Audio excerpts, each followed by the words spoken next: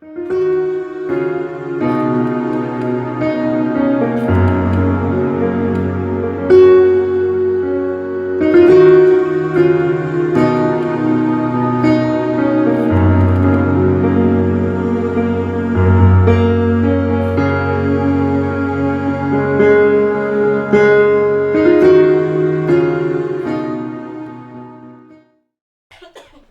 ne faut pas qu'on se déroute de ce que Dieu nous a appelé vraiment à faire.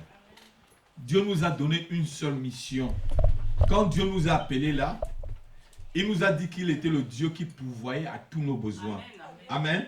Donc de toute façon, nos besoins doivent être pourvus. Mais il nous a donné une mission. La mission, c'est laquelle? La mission, c'est celle de gagner des âmes. Alléluia. Amen. Amen. On ne doit pas se dérouter de la mission. Parce qu'il faut pas qu'on retarde les buts qu'on a pour le Seigneur. Dites avec moi, les buts de la maison de prière doivent être atteints. Elle ne doit pas être retardée par moi. Je dois faire des pieds et des mains pour que les buts soient atteints. Au moment que Dieu veut, à l'heure de Dieu, au temps de Dieu, à la minute de Dieu, à l'année de Dieu, au jour de Dieu, à la semaine de Dieu, au mois de Dieu. Amen. On a un but. Et notre but, c'est de former des gens, de les faire grandir, ma fille. Amen. Tu vois que tu arrives, tu y arriveras. Et on parlera de toi dans les nations. Les gens qui aiment Dieu parleront de toi. Et ceux qui n'aiment pas Dieu ne parleront pas de toi. Alléluia. Amen. On parlera de toi, de tes œuvres. On parlera de toi lorsqu'on parlera de la maison de prière. Amen. On a une vision, gagner des gens. Cette vision doit être faite de toutes les manières. Ça va être lorsque tu te lèves le matin là. Quand tu te rases comme quand je me rase là. Ma vision. C'est que le but de Dieu. Quand je me rase là, je ne pense ni à mon travail, ni à ma femme, ni à mes enfants. Je ne vous montre pas. Je ne pense qu'à l'église. Quand je me regarde devant le miroir, je pense pas à vous, hein. Mes enfants là. Je pense, est-ce que je suis dans le temps de Dieu? Est-ce que je suis en train d'accomplir ce que Dieu est en train de me demander d'accomplir? C'est ce que je veux que chacun de vous puisse en avoir. Est-ce que, oui, ma fille Chantal, bientôt ça arrive chez toi. Tu auras cette responsabilité. Je suis dans la prière. Tu dis que j'étais dans la prière. Ça va arriver, ne t'inquiète pas. Tu es dans l'attente, ne t'inquiète pas. Amen. Est-ce que je suis en train vraiment de faire ce que Dieu demande que je fasse? Est-ce que si Jésus arrive là, aurais-je vraiment atteint ce qu'il veut que je fasse? Amen. Évangéliser. Témoigner. Quand tu sèmes, continue à s'aimer, je vous dis. S'aimer. Inviter des gens. La semaine prochaine, c'est le pasteur Toussaint qui va être ici à l'église. Je veux que vous invitez les gens pour qu'ils viennent goûter de son onction. Alléluia. Et la semaine prochaine, c'est un autre pasteur. Amen. C'est un autre pasteur que j'ai invité. Vous le connaissez, il a été déjà ici. Le pasteur Toussaint, c'est la première fois. Mais inviter des gens. C'est en invitant une personne que peut-être la personne que tu invites, c'est la servante du Seigneur ou le serviteur de Dieu. C'est André qui a invité qui? Pierre, non? Mais est-ce qu'on a parlé encore d'André depuis? On ne parle que de Pierre? Mais André a fait de Pierre le responsable des apôtres. Amen. André a mené Pierre à Jésus. Alléluia. Il a écouté. Il a amené. Alléluia. Mais on n'a plus jamais entendu parler de lui, de Nathanaël et de tout ça. Mais il était l'appel de Dieu. Celui que tu évangélises, celui que tu invites à l'église, celui que tu vas chercher, celui que tu prends ton argent ou ta voiture pour aller le rendre visite, l'amener là. Tu ne sais pas si c'est un serviteur ou servante de Dieu que tu es en train d'amener, ma fille. On ne sait pas qui on est en train de s'aimer dans le royaume. Donc, la maison de prière a besoin des évangélistes. La maison de prière a besoin des prophètes et des prophétesses. Peut-être tu es déjà là, tu as un appel sur ta vie. Il faut que la personne vienne, peut-être par lui, ton appel va être élevé. Amen. Je vous ai dit que la sœur qui m'a amené dans l'église, c'est moi qui ai... Dieu m'a l'utilisé pour faire sa propre délivrance. C'est elle qui m'a amené à l'église. Je ne savais pas que j'avais une notion de délivrance sur ma vie. Alléluia. Amen. Mais quand je suis arrivé, Dieu m'a oint de cette onction pour l'aider. La personne que tu vas aller chercher là, peut-être c'est elle qui va t'aider pour ton propre problème. Amen. Donc nous devons évangéliser. Nous avons un but à atteindre. Et les responsables de cette église, vous avez tous ce livre-là. Je veux que vous le lisiez tous les jours. C'est votre livre de chevet.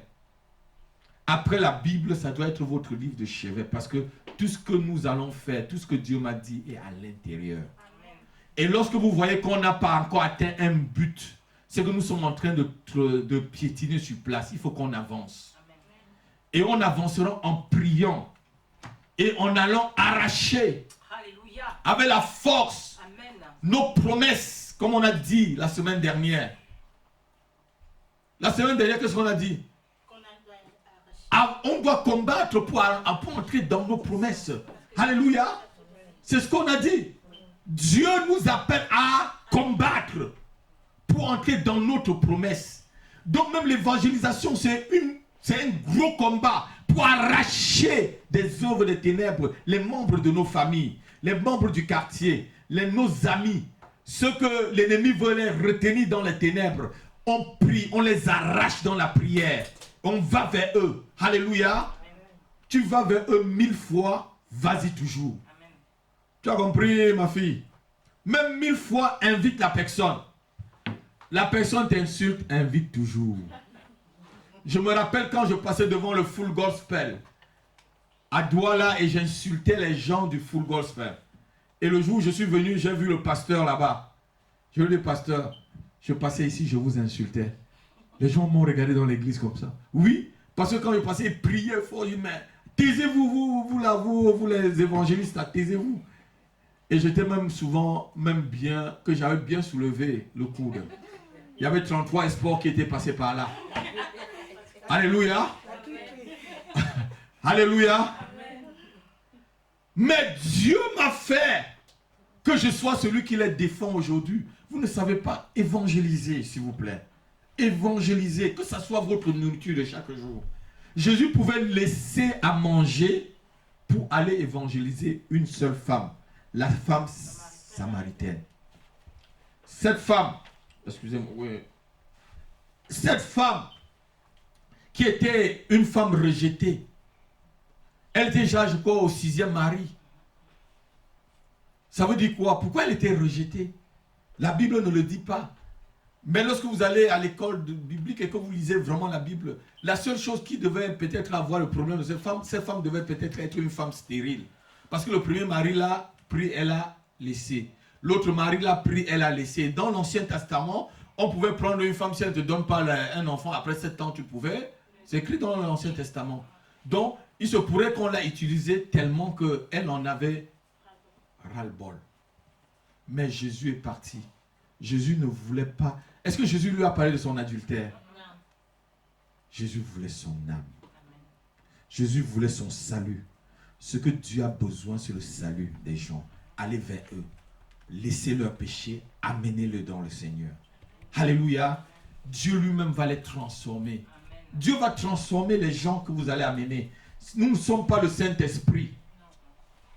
Qui est le Saint-Esprit dans la salle là? Thérèse, tu es le Saint-Esprit? Pas du tout. Voilà. Et la Bible dit que c'est l'Esprit qui convainc du péché, de justice et de jugement. Amen. Donc Dieu nous appelle à faire la guerre pour entrer dans nos bénédictions. Deutéronome. On va voir le Dieu de providence. Mais avant de voir le Dieu de providence, on a vu la semaine dernière qu'on devait combattre pour entrer dans nos promesses. Amen. Et on ne combat pas pour rien. On combat parce qu'on a un but pour le combat. Alléluia. Deutéronome chapitre 2, verset 24. Quelqu'un peut le lire. Écoutez ce que Dieu dit à Israël. Deutéronome 2, chapitre 24. Ouais. Verset 24, pardon. Levez-vous. Oui. Oui. Et passer le torrent de l'Arnon. Vois. Entre tes mains, Sion. Toi, vois, entre tes mains, Thérèse, entre tes mains, Élodie, entre tes mains, Paulette, entre tes mains, je te livre. Vas-y. Je livre entre tes mains Sion, roi de Hesbon. Sion, roi d'Hesbon. L'Amoréen. Et son pays. Amen. Continue le verset que je cherche là. Commence la conquête. Fais-lui la guerre. Fais quoi? Fais-lui la guerre. Assois-toi, ma fille. Commence la conquête. Tue le roi. Amen. Fais-lui la guerre. Amen. Pour prendre le pays. Amen. Pour prendre ce qui t'appartient. Car je le livre entre tes mains. Hey, mais quelqu'un n'a pas entendu ce que Dieu dit là. Fais-lui la guerre. Fais la guerre à ce roi-là. Pour récupérer son pays. Qui n'est même pas son pays. Parce que c'est moi l'Éternel. Ça t'appartient. Pour que tu entres dans ta bénédiction, fais la guerre à ce que tu es en train de vouloir entrer dedans. Fais la guerre au célibat. Fais la guerre au chômage. Fais la guerre à la maladie. Fais la guerre à la pauvreté. Fais la guerre même contre les autorités de ce pays pour qu'ils te donnent tes papiers. Fais-lui la guerre. Entre, prends possession. Vous savez, le Dieu que nous servons, c'est le Dieu de toute providence. Mais nous n'entrons dans la providence de Dieu qu'en faisant la guerre. Ma fille, on fait la guerre et cette guerre-là, c'est une guerre à genoux. Amen. Ah non, quelqu'un n'a pas entendu. C'est une guerre qui se remporte étant à genoux. Amen. Vous savez, quand Moïse était à la montagne, Moïse n'avait pas l'épée entre les mains, il n'avait pas les chars d'assaut, il n'avait pas les missiles Tomahawk, mais il avait des Tomahawk de la bouche. Quand il parlait, la Bible dit quand les mains de Moïse étaient en haut, Israël. Mais quand ses mains étaient en bas, Israël était. Parce que quoi? Ces Tomahawk sortaient de sa bouche. Et Dieu exauce ceux qui prient. Amen. Dieu exauce ceux qui prient et qui jeûnent. Amen. Oh non, quelqu'un n'a pas entendu. Amen. Ta guerre doit être une guerre dans la prière. Amen. Une guerre jusqu'à ce que tu remportes le pays. Amen. Il dit, levez-vous, partez et passez le torrent de l'Arnon. Vois, je livre entre tes mains Sion, roi d'Hesbon, l'Amoréen et son pays. Commence la conquête. Commence la conquête de la France pour toi. Amen. Commence la conquête de ce pays pour toi. Amen. Dieu, le Dieu de providence, a déjà tout mis. Toi-même commence la conquête. Et fais la guerre à la France. Fais la guerre aux oppositions qui peuvent s'opposer à ta bénédiction dans ce pays. Va-lui, fais-lui la guerre. Non. Je ne sais pas s'il faut que je ferme ma tête là, je prends tout pour vous déposer. Non, ne ferme pas, pasteur. Fais-lui la guerre. Alléluia. Tu dois te lever. Il te dit, lève-toi, non? Miaou. Ah, mais si tu veux, tu fais miaou. Se lever. Tu te mets à la genou, ma fille. Après, tu te lèves pour aller frapper aux portes. Créer des choses. Être un entrepreneur, une entrepreneuse. Alléluia. Tu gagnes d'abord peut-être ton entreprise étant à genoux. Amen. Et tu te lèves maintenant, tu le prends Amen. Sur le plan physique. Tu crées ton entreprise étant à genoux. Amen. Et maintenant tu te lèves, maintenant tu vas constituer maintenant les statuts de l'entreprise.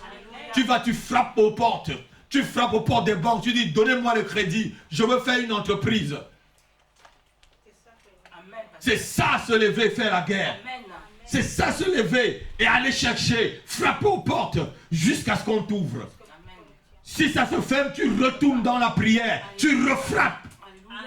Alléluia. Amen. Amen. Amen. Le Dieu de providence Le Dieu de providence nous demande de faire la guerre pour entrer dans nos providences. Dieu n'a-t-il pas promis aux enfants d'Israël? Dieu l'avait promis, non, à Abraham? Si, si. Mais pourquoi il leur demande maintenant de faire la guerre pour entrer dans le pays? Je vous ai dit, Dieu nous promet, mais nous avons aussi notre travail à faire. Amen. Prêche, pasteur. Dieu te promet, mais si tu restes là, bras ballants. Dieu va faire. Hein? Dieu va faire. Dieu va faire. Il ne fera rien, ma fille. Alléluia. Amen. Mais si tu marches sur ses promesses, il est le Dieu de providence. Amen. Marche sur ses promesses afin d'atteindre ses providences. Amen.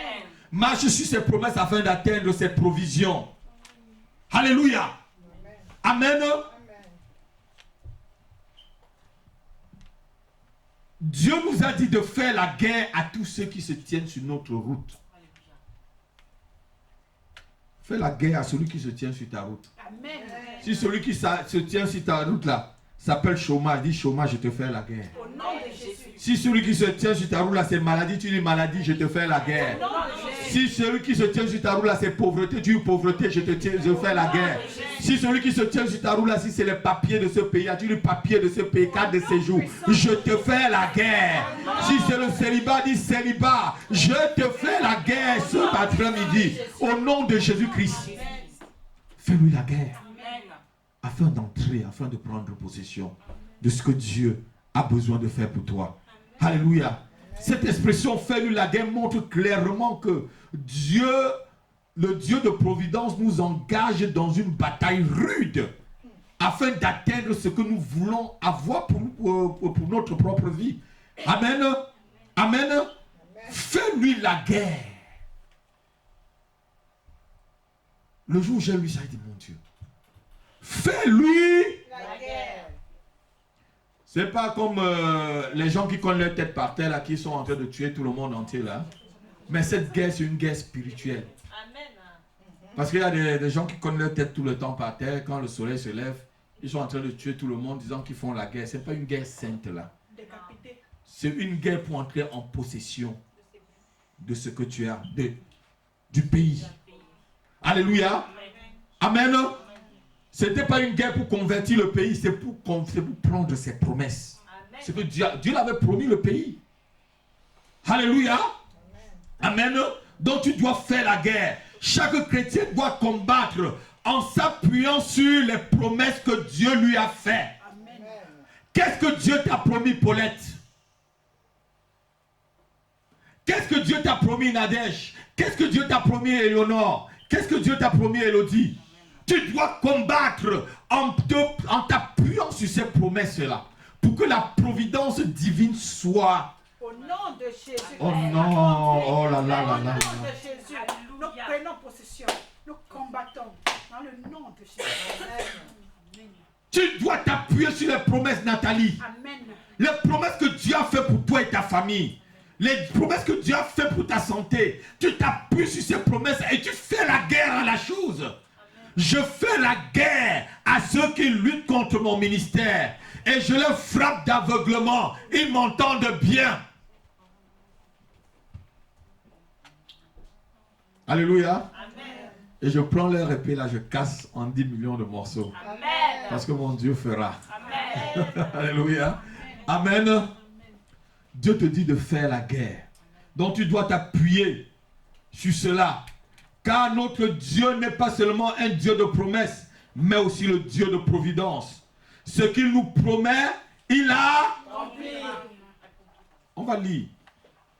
Romains chapitre 4. On est en train de venir là. Romains chapitre 4, versets 19 à 21. Regardez ce qu'il a promis à Abraham.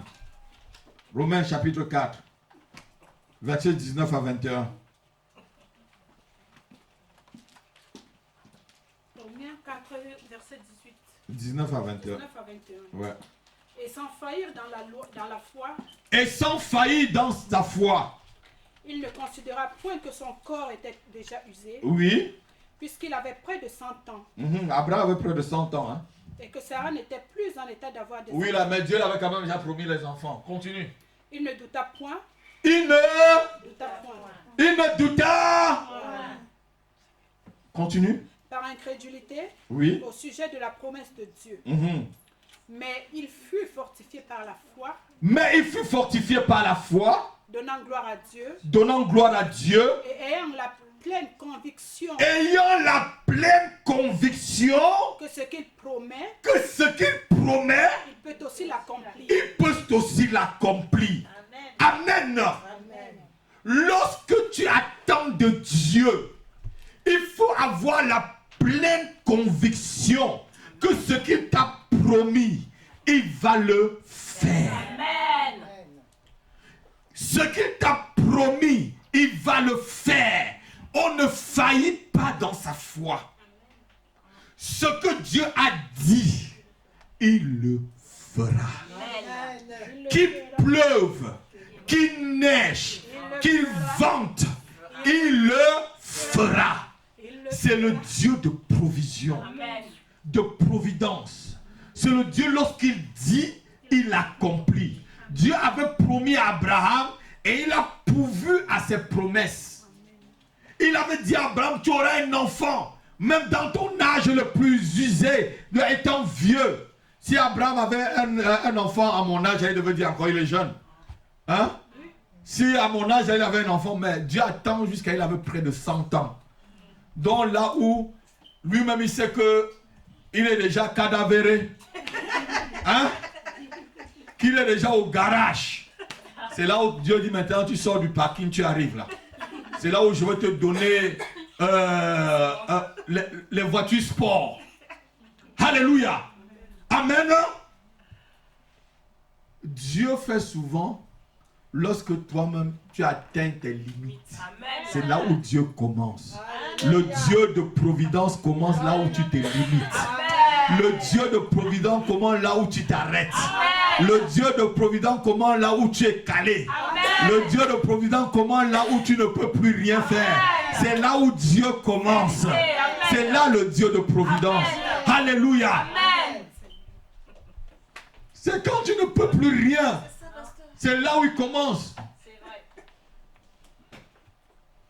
Je disais un jour à un ami que ton intelligence là, ça arrête là où le pouvoir commence. Parce qu'il voulait me montrer qu'il est très intelligent. Je dis que c'est là où tu réfléchis jusqu'à tu t'arrêtes là. C'est là où moi je commence à réfléchir pour partir. Il m'a regardé, il a dit que c'est là où je commence à avancer. Alléluia. Le Dieu de providence. Dieu est la source de tout don, s'il te plaît. Tout don parfait, hein? Parce qu'il y a quelqu'un aussi qui donne.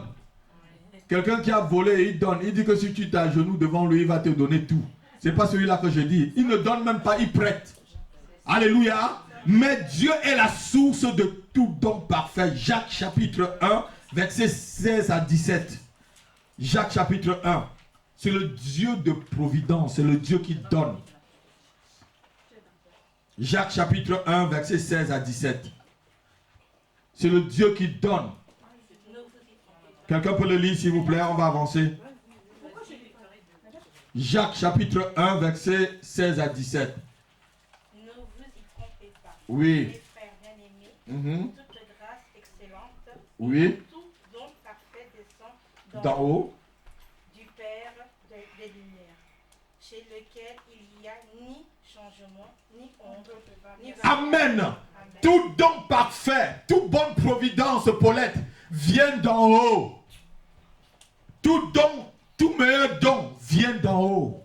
Christine, tout meilleur don vient d'en haut.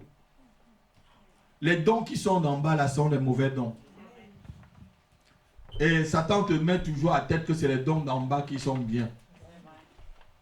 Dieu, le Dieu de providence, a déjà pourvu, comme je vous ai dit la semaine dernière, sur le plan spirituel. C'est à toi de faire la guerre.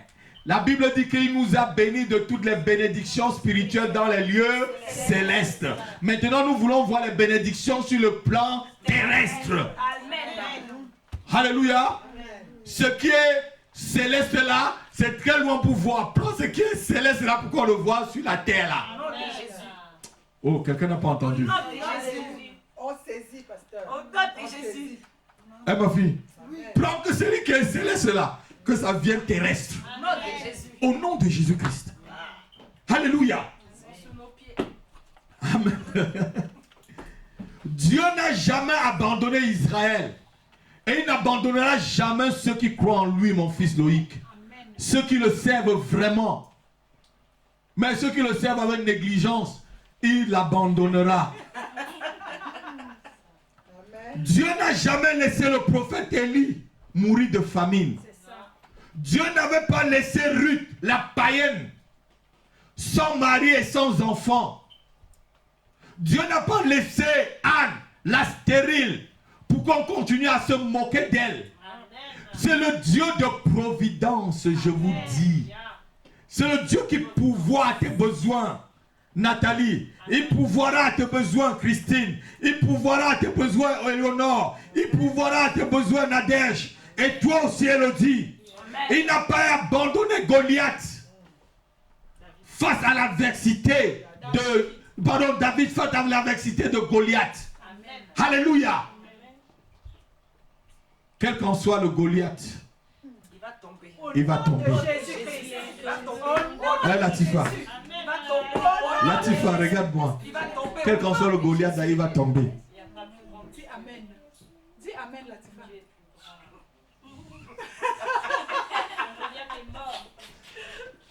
Goliath va Tomber. Dis qu'il va tomber. si elle croit, ça va tomber. Si elle ne croit pas que Goliath ne tombera jamais. Si tu crois, Goliath va tomber. Mais si tu ne crois pas, Goliath ne tombera pas. David a cru qu'avec une seule fronde et une pierre, il pouvait détruire quelqu'un qui avait près de 6 mètres. Vous avez lu, Goliath avait près de 6 mètres de hauteur. Hein? S'il se met devant vous, quand vous voyez les Goliaths dans vos rêves, vous commencez à trembler. J'ai vu un homme géant dans les rêves parce que... C'est le Goliath. Descends-le avec le nom de Jésus-Christ. Descends-le au nom de Jésus-Christ. Alléluia. Descends-le. Dieu n'a pas abandonné David devant Goliath. Il n'a pas laissé Jésus-Christ aussi longtemps dans la tombe. Il a laissé que le 3e jour il ressuscite des morts. Et qui triomphe. Amen. Seigneur, et qui prend la clé des morts et de séjour de morts. Et qui nous donne, Seigneur, d'être vainqueurs. Alléluia. Amen. Il n'a pas laissé Jérémie dans la citerne. Mais il a trouvé quelqu'un pour l'aider. Et Ebed-Melech. Alléluia. Amen. Le Dieu de providence est toujours là. Je ne connais pas ta situation. Alléluia. Mais la situation dans laquelle tu passes là, mets ta foi. La Bible a dit tout à l'heure, il n'a pas douté. Abraham n'a pas douté. Il a dit, même si je suis vieux et que ma femme n'a plus que 2 dents. Donc Sarah devait avoir 2 dents là-dedans. Je sais que tu me donneras cette promesse. Amen. Vous avez vu une mamie qui a 2 dents? Mais il n'y a plus de dents, c'est tout. En Afrique, on a des vieilles mamies qui ont que 2 dents devant. Sarah n'avait que peut-être 2 dents. Mais elle était la promesse, elle portait la promesse de Dieu dans sa vie. Quel qu'en soit le nombre d'années, les promesses de Dieu s'accomplissent. Mais pourvu qu'on ne doute pas. Pourvu que tu ne doutes pas, Nadège. Pourvu que tu ne doutes pas, Victorine. Nathalie, pourvu que tu ne doutes pas. Amen. Quel qu'en soit le nombre de temps, le Dieu de providence viendra avec ses provisions. Amen. Alléluia. Amen. Il n'a pas abandonné Pierre, Paul et Silas dans la prison, mais il a envoyé des anges pour les délivrer. Il est le Dieu de toute providence. Il n'a jamais manqué à ses promesses et il ne manquera jamais à une de ses promesses. Amen. C'est nous qui manquons souvent aux promesses qu'on fait à Dieu. On est d'accord, non? Oui. Quand on va sortir là, il faut payer les factures. J'ai dit tout à l'heure qu'il faut évangéliser. Il faut que la vision s'accomplisse. On a encore 2 ans pour doubler le nombre là. Amen. Nombre mûr. Vous avez tout ça dans vos livres. Oui. On a encore 2 ans pour doubler le nombre. Et il faut que ça soit doublé. Amen. Ça sera doublé. Christine, on a 2 ans pour doubler le nombre là. Il faut que ça soit doublé. C'est la vision. Amen. Alléluia. Amen. Il faut que ça soit doublé. Il ne faut pas que tu te décourages. Nous, on vient là, on est toujours... À deux. On est toujours là, on est 17, 20. Ouais, mais c'est la vision pour le moment, il faut que ça soit doublé. Amen. Est-ce que quelqu'un m'entend très bien? Amen. Et pouvoir. Amen. Mais pourvu qu'on reste dans la foi. Amen. Les hommes de foi et les femmes de foi ne chancellent pas. Amen. Les hommes de foi et les femmes de foi ne regardent pas ce qui passe. Amen. Comme un caillou. Un panier. Alléluia. Alléluia. Amen. Amen. Dieu n'a jamais manqué à un rendez-vous. Esther a été épargnée. Mardochée a été épargné. Alléluia. Amen. Dieu est le Dieu de toute providence. Amen. Le prophète Samuel pouvait dire ceci. 1 Samuel 7, verset 12. Je crois que la sœur vous a déjà cité ce verset tout à l'heure. Jusqu'ici, l'Éternel nous a toujours secourus. Jusqu'ici, le Dieu de providence nous a toujours secourus. Jusqu'ici, le Dieu de toute promesse a toujours accompli ses promesses dans nos vies. 1 Samuel chapitre 7, verset 12. Dieu nous a toujours secourus. Et Dieu nous secourra toujours.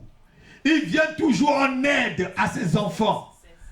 1 Samuel chapitre 7, verset 12. Samuel prit une pierre qui plaça entre Mispa et Shen. Il l'appela du nom d'Ebenezer en disant jusqu'ici, l'Éternel nous a toujours secourus. L'Éternel nous secourt toujours, ma fille Paulette. L'Éternel ne te lâchera jamais.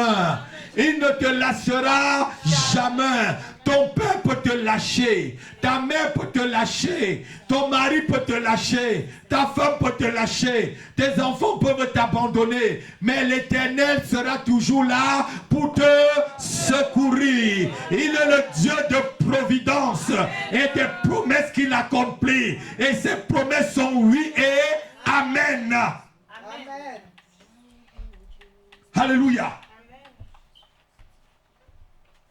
Le Dieu qui tient à ses promesses. Le Dieu de toute promesse et de toute providence.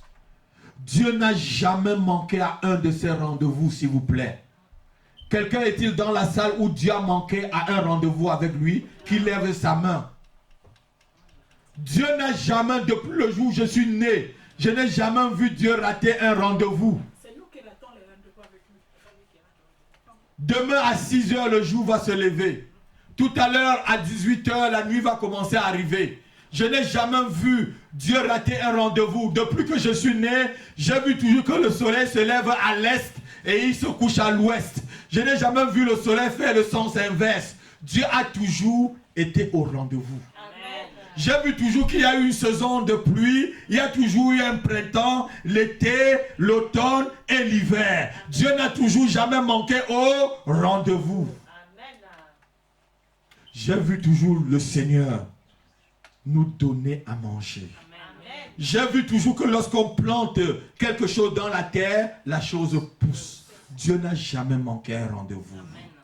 J'ai vu toujours lorsqu'un enfant, on accouche un enfant, il grandit toujours. Dieu n'a jamais manqué un rendez-vous. Dieu tient toujours à ses promesses. Et il est toujours au rendez-vous. Et à l'heure. Quelqu'un n'a pas dit amen. Amen. Il est toujours au rendez-vous. C'est nous qui nous décourageons souvent. Et comme je le dis dans ce livre, celui qui se décourage là, celui qui se relâche de son travail est le frère de celui qui détruit. Ça, on a gardé. Ah, vous avez bien gardé, hein? Ne te relâche pas. Continue à travailler. Continue à évangéliser. La Bible dit, jette ton pain par-dessus les eaux. Avec le temps, tu le retrouveras. Amen. Oui, jette. Continue. Je fais des heures pour venir vous évangéliser. Je fais des heures pour venir vous enseigner. Je fais des heures de route pour arriver jusqu'ici. Je prends du temps pour préparer le message.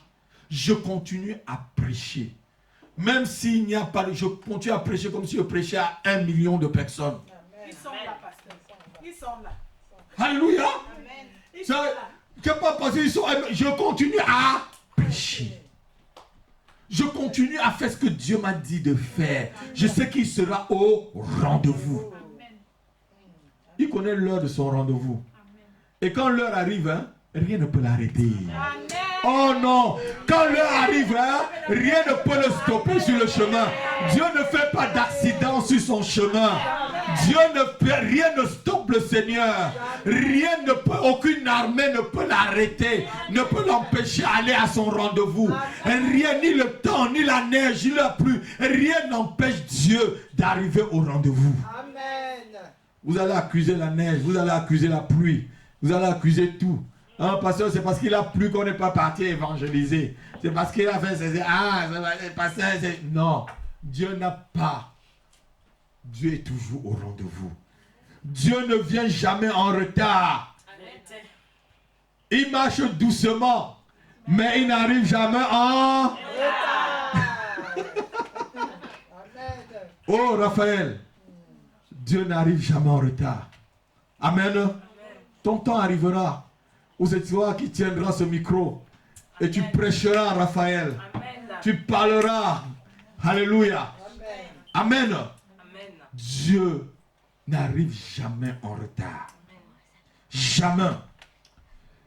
Il est le Dieu des promesses et des providences. David pouvait dire, on va lire Somme chapitre 23. L'Éternel est mon berger et je ne manque de rien. Alléluia. Je vais t'expliquer cela. Somme chapitre 23, versets 1 à 5.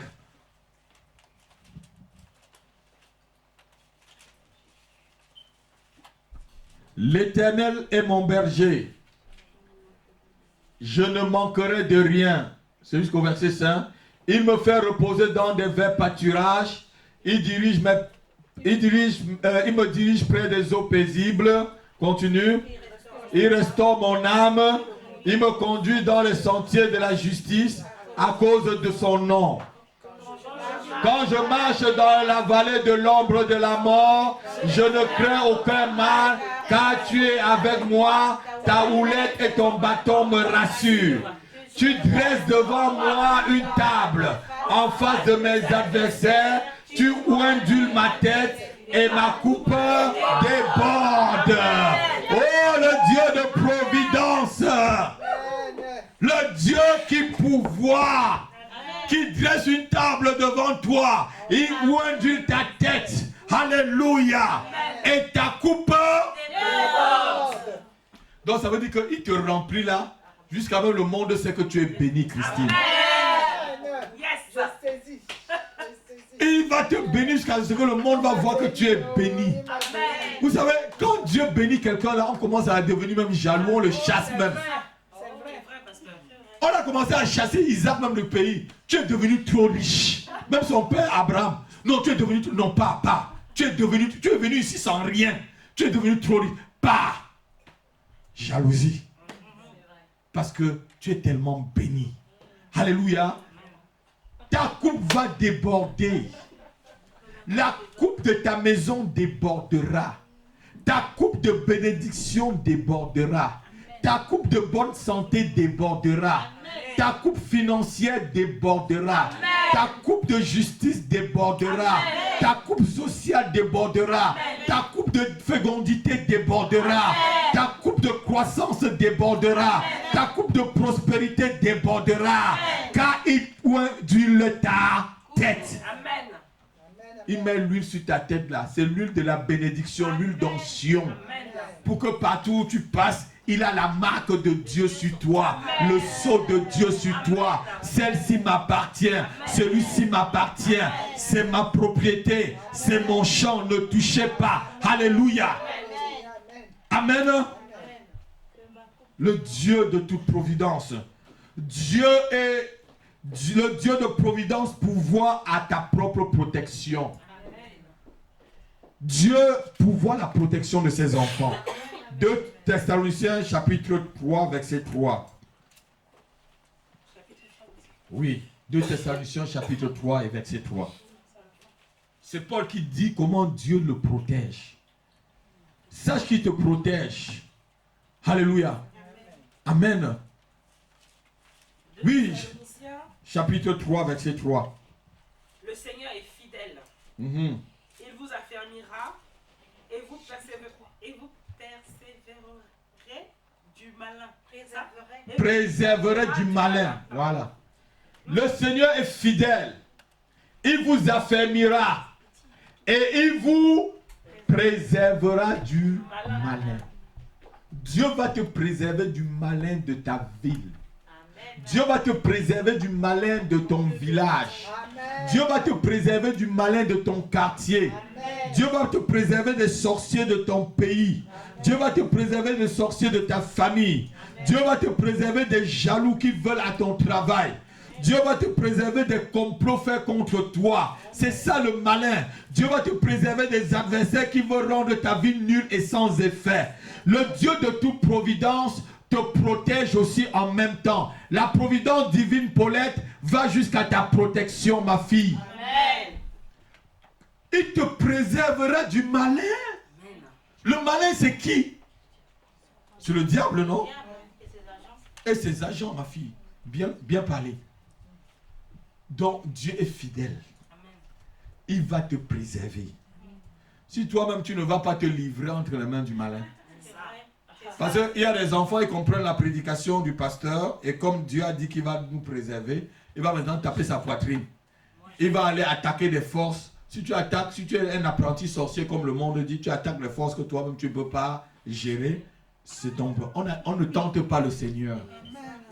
Ne va pas attaquer un sorcier disant que Dieu va te protéger. Attends que c'est le sorcier qui t'attaque pour que Dieu te protège. Amen. Est-ce que quelqu'un m'a entendu là? Amen. Ne va pas prendre le poison, tu bois en disant que il est écrit que ils buvront des boissons mortelles, ils ne mourront pas, tu vas mourir.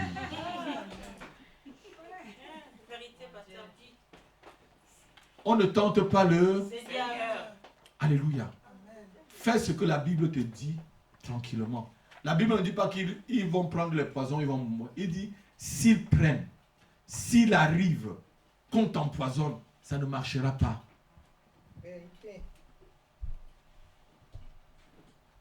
Le pasteur Denis Delengo a été empoisonné 3 fois, il est toujours vivant, non? Amen. 3 fois. Il est toujours vivant. Alléluia. Amen. Dieu l'a préservé. Alléluia. J'ai un ami aussi à Libreville. Ça fait 3 fois qu'on l'empoisonne. Mais lui, un peu, il est dans la politique, celui-là. Moi, je l'avais, depuis qu'il est entré dans la politique, moi, je lui ai dit, Marc Jordan, si peut-être vous le connaissez, c'est celui qui lutte maintenant contre Bongo et toi avec l'autre. Ouais, tous mes amis qui font la politique là-bas, je leur ai dit, arrêtez. Vous êtes pasteur, vous êtes hommes de Dieu, vous faites la politique, arrêtez. Lui-même, il a été empoisonné plusieurs fois. Alléluia. Mais Dieu te préserve du malin. Comme il peut aussi laisser que le poison te tue, hein.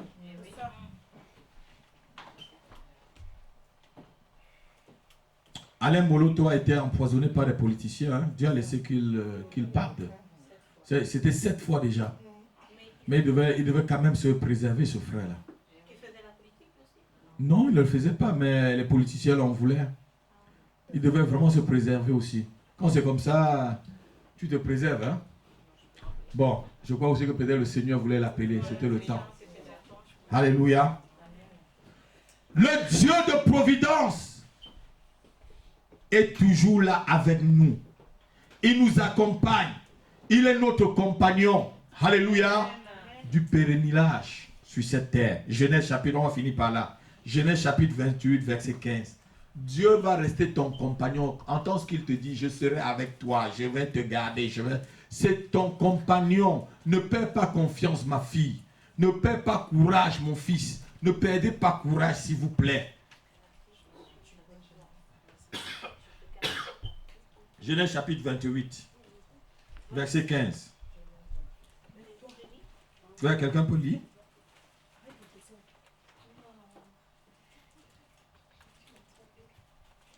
Voici. Voici, je suis avec toi. Ouais, voici, je suis avec toi. Oui. Partout où tu irais. Uh-huh. Où tu iras. Avec toi, je te garderai amènerai dans ce pays, car je ne t'abandonnerai point et que je n'ai exécuté ce que je t'ai dit. Oh, quelqu'un n'a pas bien. Je vais lire. Voici, je suis avec toi. Je te garderai partout où tu iras. Je te ramènerai dans ce pays, car je ne t'abandonnerai point que je n'ai exécuté ce que je t'ai dit. Je ne t'abandonnerai point sans que mes promesses s'accomplissent dans ta vie. Tu ne mourras pas sans voir les promesses de Dieu sur ta vie. Tu ne mourras pas sans voir ces promesses que Dieu a fait sur ta vie, ma fille. C'est ce que Dieu est en train de dire à son serviteur. Et c'est ce qu'il te dit cet après-midi. Je ne dois jamais t'abandonner jusqu'à ce que je t'ai dit là s'accomplisse. Oh non, quelqu'un n'a pas entendu. Amen. Thérèse, je ne t'abandonnerai pas jusqu'à ce que j'ai dit là s'accomplisse. Le Dieu de providence te dit cet après-midi, tu ne mourras pas avant d'avoir vu ces promesses accomplies dans ta vie. Tant que tu vivras, attends les promesses de Dieu. Tant que tu respireras, attends sa providence. La providence divine est là. Ne te décourage pas. Non, quelqu'un ne me dit comme Seigneur, la providence est présente, c'est toujours là. On a vu la semaine dernière, Dieu nous a bénis de toutes les bénédictions spirituelles dans les lieux célestes en Jésus-Christ. Ça veut dire que c'est les providences qui sont là. Ça va tomber. Oh, ça tombera. Attends tranquillement. Oh là là là là. Ça doit tomber. Le jour se lèvera certainement. Même si tu es dans l'obscurité, le jour se lèvera certainement. Même si tu fais 10 ans dans l'obscurité, certainement le jour se lèvera. Même si tu fais 10 ans de maladie, certainement la guérison pointera.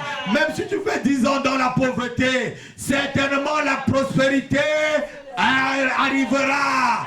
Amen. Elle arrivera. C'est ce que Dieu est en train de lui dire. Je ne vais pas t'abandonner jusqu'à ce que j'ai promis la Paulette s'accomplisse. C'est ainsi que tu tiens la parole de Dieu et que tu pries chaque fois. Le jour se lèvera. Le jour se lèvera. Ton jour arrivera, Nadège. Ton jour arrivera, Élodie. Ton jour arrivera, ma fille. Ce que Dieu a promis là, il le fera. Ce qu'il a promis, il l'accomplit. Qu'il pleuve, qu'il neige, qu'il vente, il le fera. Amen. Est-ce qu'on peut se lever? On va prier.